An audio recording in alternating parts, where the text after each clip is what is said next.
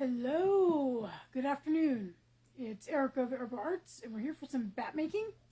I know that's usually what I do for my demos, but need more bats, so we're gonna make some bats or a bat.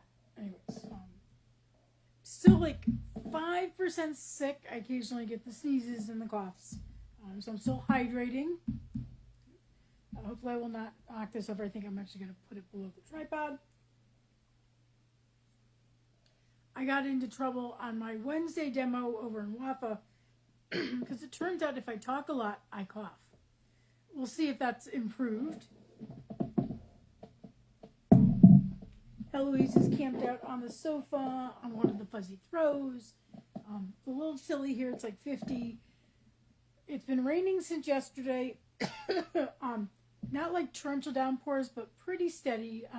So occasionally you're going to hear this plunk noise just happened. I do have a leak, and so I have a bucket under it. And you can see the bucket. You can sort of see that it's like right that black bit right there. So it's up on top of. I keep it up on top of the tubs of fiber because it's coming from the 12-foot ceiling. And so we have never found the entrance place for the water. It could be anywhere on the roof. We've gone over the roof. We can't find it. And it's probably something very, very small because it only happens when we get a certain amount of rain and the wind blows just right. And so I think it gets into, this is a 19th century building. It gets somewhere in the roof area, ceiling area, and the place around the frame of my skylight, which is not where the ripper or leak is, but the exit point it is found is where the wooden decorative frame on my skylight is, where that sort of miter comes together, and there's just enough room to get these little drops coming through. So I just keep a bucket there. That way if I'm not home and it rains, it's okay. So today we're going to make what I'm going to call glacier. I don't know if that's actually what the braid I'm using is called. But can you think of a better name for this? It actually looks brighter on camera. Hello, Donna.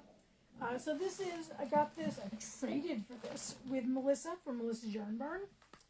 This is 80% Targhee, 10% bamboo, 10% Tussah silk. So, nice blues. And then we're going to soup it up with bamboo, bio nylon, lotus fiber, and then I thought, the ceiling fan is finally off. Yes, it's off. Double checking. I couldn't get my hands on my silver right away, but this is called Gold Iris. So we're going to put that in there too. So we're going to figure out where the beginning of this braid is. At the right end.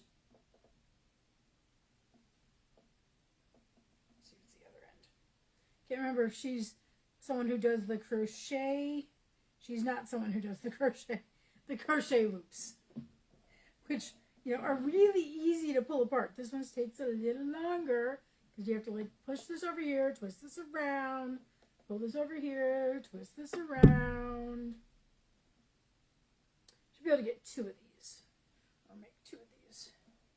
So it's a nice tonal light blue, sky blue. I've been spinning today. I've been hanging out playing with Eloise, reading, making lists. I'm excited to announce, though, I got into the Greencastle Wool Show for April. They haven't sent the invoice yet, but I'll be able to pay that. Isn't that nice colors? Yeah. So, I'm also I did not get the sale stuff in the mail. Almost all of it is packed up, except for a few late-minute additions. But I will be doing that tomorrow. Partially it's because I'm waiting for an invoice to clear, someone's payment to clear. Okay, so I'm going to wrap this one up and set it aside.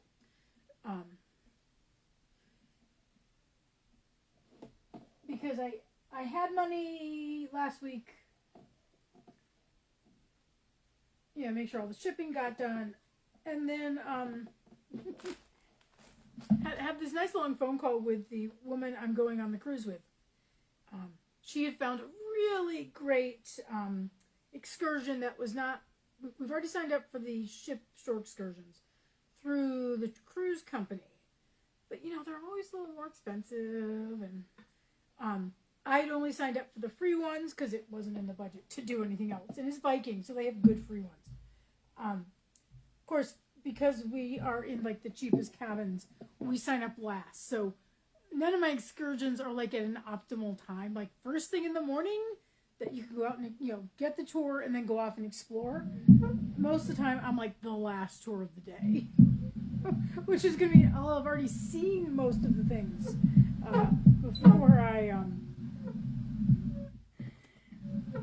before I get the tour. But it is what it is. And they're free excursions, so happy about that. I want to put a little bit more on there. So, my friend who, one of the whole reasons we're doing this is she really wants to do reindeer sledding. We're going to be up in northern Norway, north of the Arctic Circle. And so she's really great at doing all this research because I'm like, you do the research, I'll just show up, right? And I'm perfectly fine with that. Having led tours with students and stuff like that, it's nice to have someone else do a lot of the planning.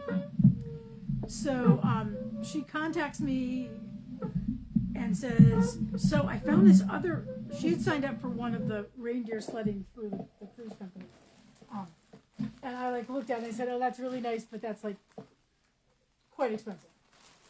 So she found a different company that does a tour, does the reindeer sledding for half the price.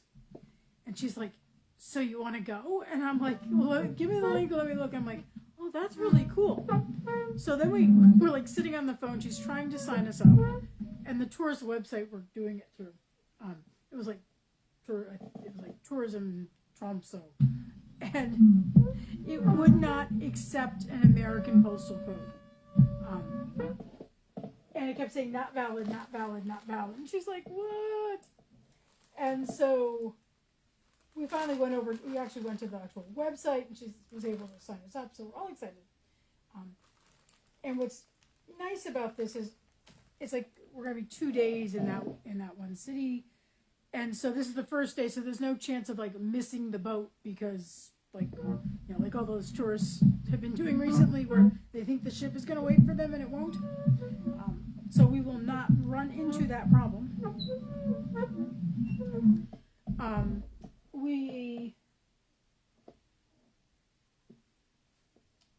going to get a little bit of this blue here. I'm going to make our sandwich to get our Angelina on.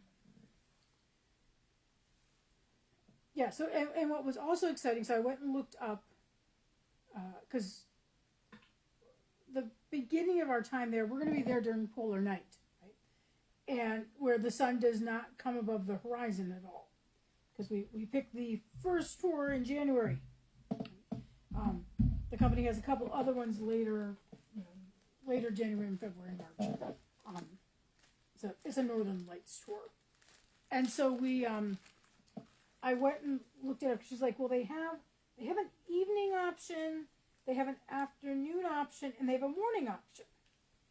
And I'm like, well, I'm not sure I want to do, the night one is obviously a chance of getting to see the Northern Lights. But I was like, it must be getting close to when the sun starts peaking at the horizon. And if we're going to be reindeer sledding, it would be kind of nice to actually be able to see more. Right?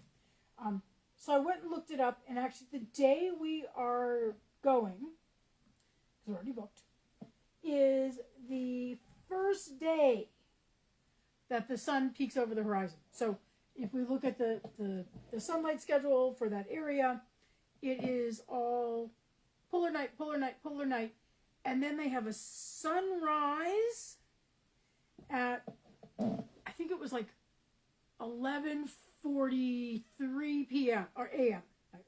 And sunset is at 12:42. Right. So there are 59 minutes of sunlight right in the middle of our tour. So we're excited about that. There we go. So I just made that little sandwich. Got some nice sparkle there. I think we can just build from there. I'm gonna put a little more color on there. But we're gonna we'll do reindeer sledding. We'll do get to feed the reindeer, and then there's a Sami culture element. So we're gonna have elk. I think it's elk stew or reindeer stew. In one of the Sami tents, and then there'll be, I don't know if this one has music or storytelling. So yeah, and what's also nice is they pick us up in the middle of the city, because that was the whole thing, like we're on a cruise ship. We don't have our cars. And so we need to do things that have transportation connected. And so this includes a pickup in the city center and a drop off in the city center. So, and I'm sure, tourism is a huge part of their economy up there. So, bio-nylon, and then we'll put on the lotus fiber. I know the bio-nylon is very similar in color, but it does give it an additional texture. Okay, there's definitely a storm cloud going over because it's getting darker. I don't know if you can see that on camera, but it's definitely getting darker in here. Supposedly the rain is over for now. It's going to rain tomorrow. It's going to rain on Tuesday. Fortunately, Tuesday, only just a little bit, because it rains a lot on Election Day. Some people might not come. But I'm trying not to fixate too much on upcoming elections. But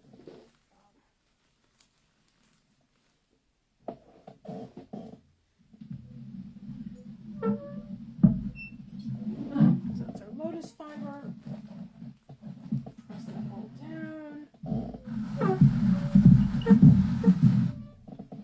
And I'm going to grab my water. Without hitting the tripod, hopefully.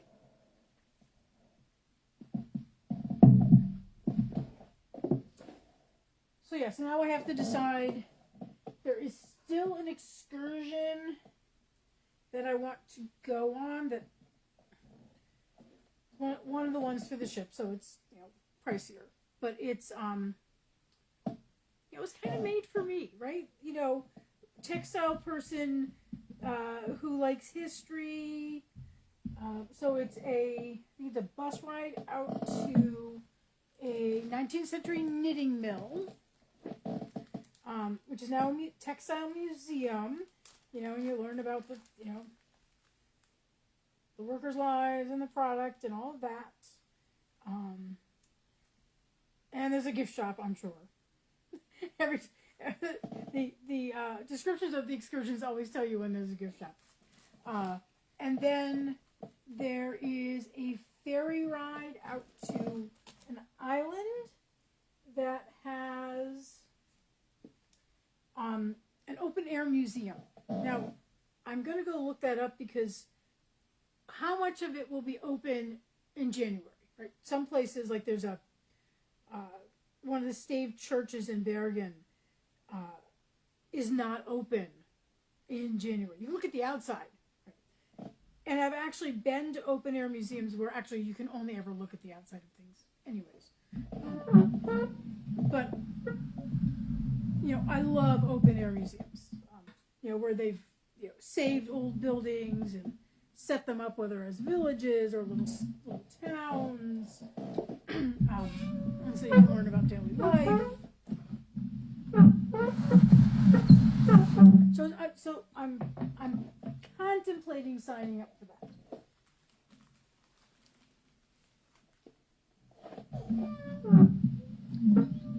It's like the day before we disembark. I'm not putting the items on in any particular order. You'll notice this time, for example, I'm putting the Lotus first. Yes, I know he's still noisy.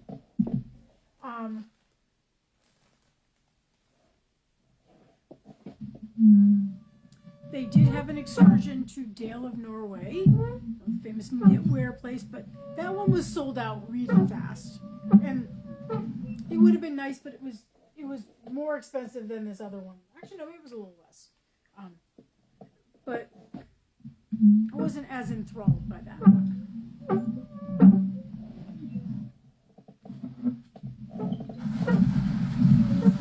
And this is also where having the cheap cabin helps, because that 19th century knitting mill is an early morning, hello Carol, sort of like 8 to 1 o'clock type of thing. And because I got like the last walking tour of Bergen, I don't think my tour starts till 4 o'clock. It's like 4 to 6:30 or something. And I've actually been to Bergen before. Now, granted, it was in the last century, so I spent a lot of time down by like the Hanseatic buildings and those museums down there, because by that point I was already a medieval historian, so I was an undergrad, but I was still okay. So let's put that on.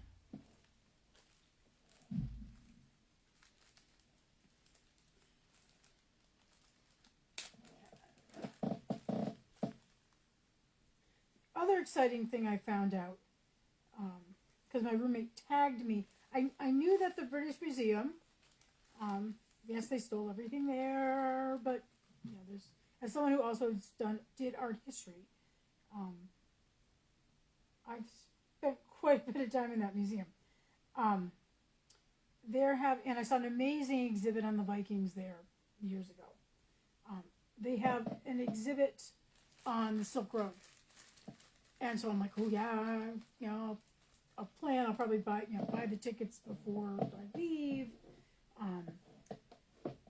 I'm not expecting a lot of tourist traffic in early January in London, but I booked my flight over several days before the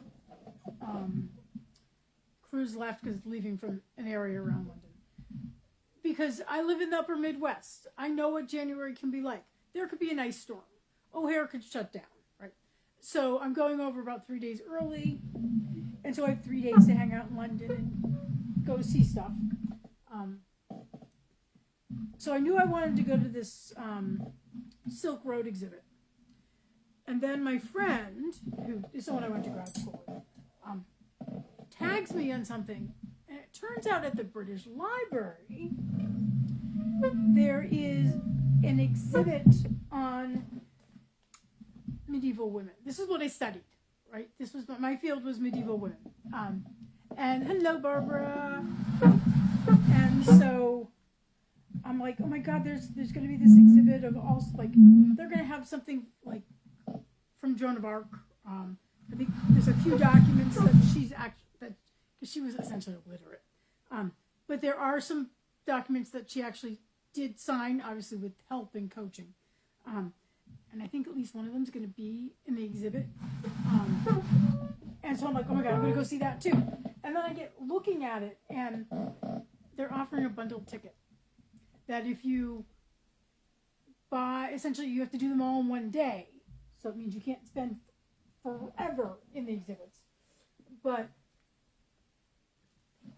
I could do British Library in the morning and then go to the dim sum restaurant I like that's near the British Library.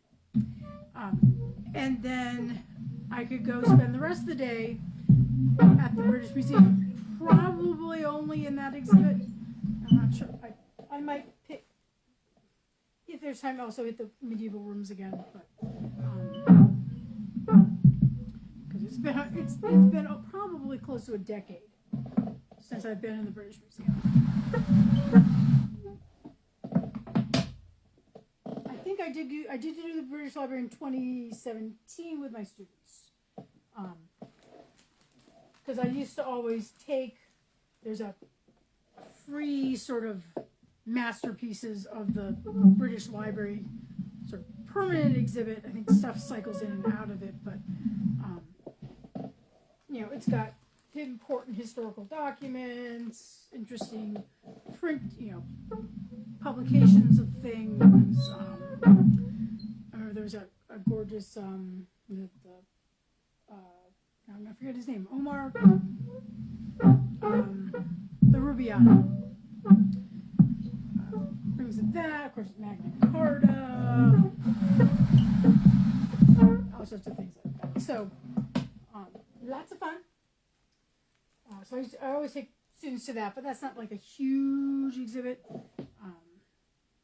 But if you're ever in London, I do recommend, because that one doesn't cost anything. Or at least when I was there last, it didn't cost anything. Okay, so let's see what we got left. Okay, we got about that much left. It's not particularly thick. So let's put on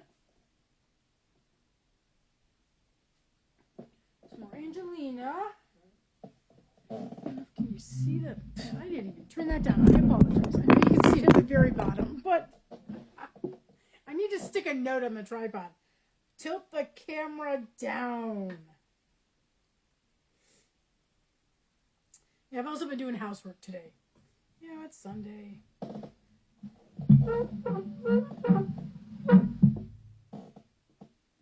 Okay, I wasn't supposed to do that.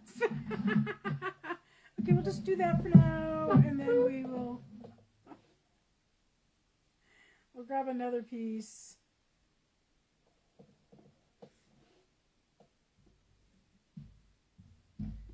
Did you enjoy your extra hour? I woke up, and I woke up pretty early. It was like 6:30, and I thought, oh, I could be like really virtuous, productive, because if I get up at like 6:30, I can be really productive. And I was all nice and warm and toasty, and Heloise was lying on top of me. And I said, well, I could just like lie back for just a little bit. And next thing I know, it's like 8 o'clock, 8:30, which means it would have been like 9:30, which is like a bit late for me.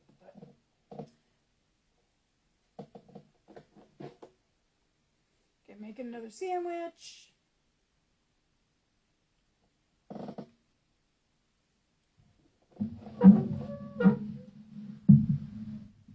We're definitely getting fuller. So it's a little harder with the sandwiches. The sandwiches tend to cling to the liquor in. And of course, I have to get up early next Sunday because I'm teaching my drum carding class. I'm doing a carding textured art bats at my guild, but if you're local and you want to take it, still got a few spaces left. It is full day workshop, 9 to 4, hour off for lunch, of course. This might be the last layer. Things are not going on as well. Materials are included in the workshop fee. Workshop is $100 for a 6-hour workshop, including materials. So it's a really good deal. And then I give back a little of that to the guild. And we'll go over all sorts of great things you can add into bats. I always get 1 or 2 people who've never made a bat before, so they learn how to use a drum carder. Means I'll give Sebastian a nice clean. And it's a chance to use, my guild has one, we have a Louette. And then it's a chance to try out all the other carders I have.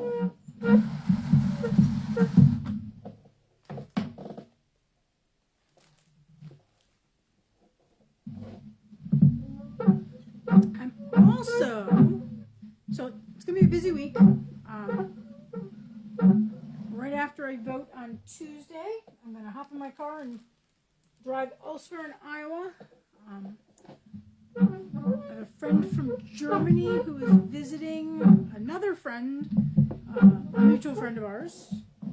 I'm going to go stay there for a couple of days. In fact, if you watch me on Wednesday on WAFA, my WAFA demo will be taking place elsewhere in Iowa. I'm taking it on the road. And so I'm going to go see my friend. And then Wednesday night, even while I'm still there, I'm just going to close all this up. That is closed. Always close your Angelina up so you don't end up with Angelina everywhere. I'm not going to put this stuff away. I'm just closing it so I don't knock stuff over. So I'm going to make a second one of these. Anyways, I signed up to take an online class with Kelly Slack from Twisted Pico. Okay. And I'm going to mispronounce it because I always mispronounce it. It's the Japanese stitching. Shashiko? Shashinko? I don't know if there's an N before the K or not. Because I've been interested in it. I did buy a few little things for it. And then I was like, I think I need a little help getting started. So I'm taking her little class. Ooh, can you see the sparkle? Can you see the sparkle? Hello, Wendy. That's Emma Creek. Speaking of sun coming up over the horizon, she's been posting beautiful photos of the sun sinking down up there in Alaska.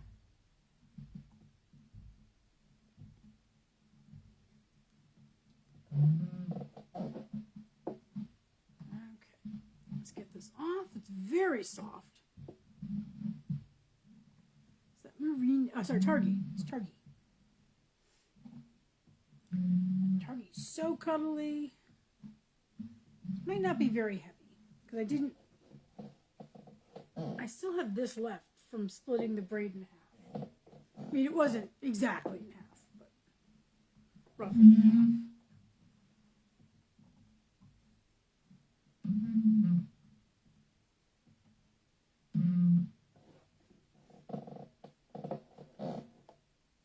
So very soft and subtle. Okay. I'm going to pop off camera real quick to fluff this up. Can you see the sparkle? Hoping you can see it there. It's a little dim in here. It's very gray outside.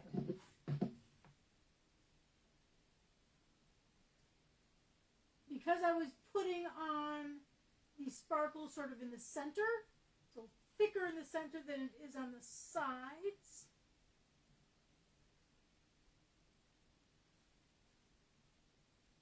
So if you want to guess the weight, you can start guessing.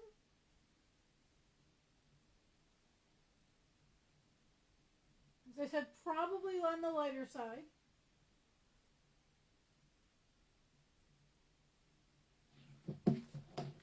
Ooh, look at this. Got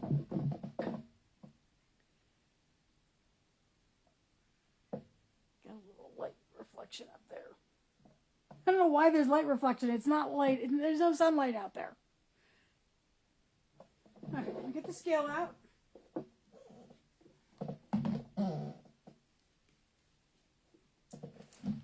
So I didn't go out yesterday. I stayed in my pajamas all day yesterday. It was glorious. It was a wonderful, lazy day. So I didn't get the mail. So I think, signing up for this stitching class, it's just one evening. There we go.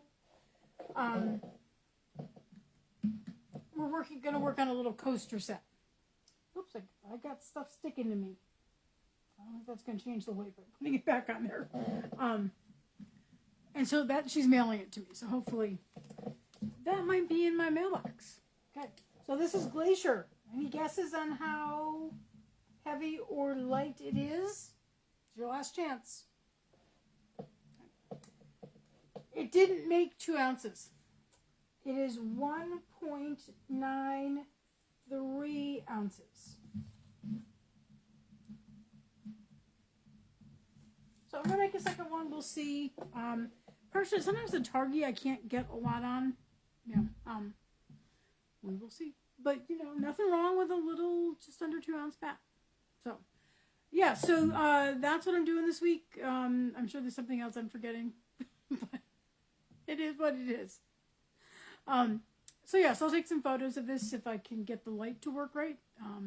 It looks so much brighter on camera than it does actually in the room. So, I guess we should be very happy with this camera.